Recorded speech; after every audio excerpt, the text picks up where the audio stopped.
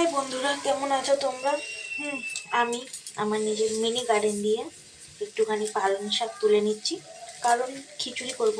পালং শাক নেই, তাই জন্য একটুখানি পালং শাক খিচুড়িতে দিয়ে দেবো।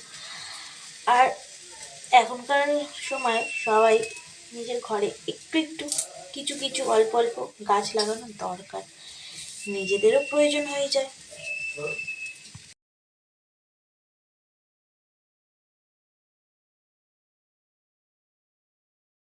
আর এখানে দেখুন কি সুন্দর ধনে পাতাও হয়েছে।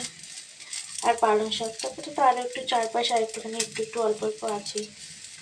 গাছ থেকে তুলে এনেছি পালং শাক, আর এখানে কয়েকটা সবজি আছে।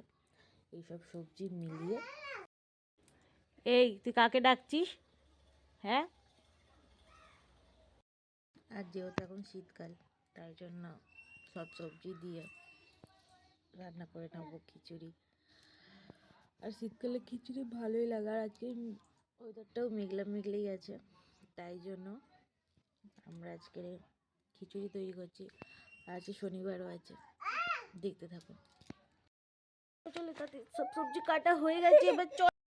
গোবিন্দভোগ চাল, মুসুর ডাল, মুগ ডাল সব নেওয়া হয়ে গেছে। এবারে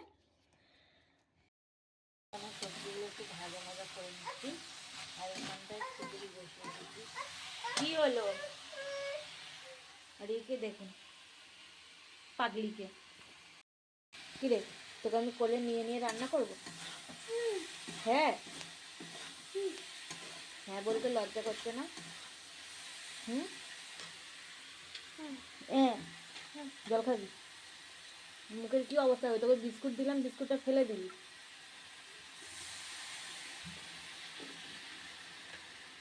তোর জন্য দেখ, এতে গরম মশলা বেশি পড়ে গেছে, দেখেছিস?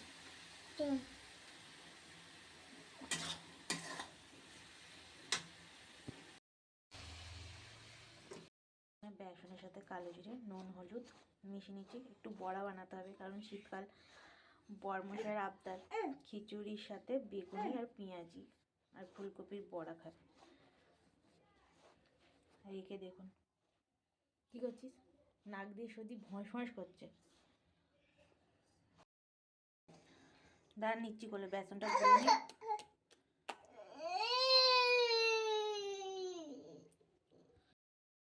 এখানে এবার এক একটা করে ফুলকপি আমি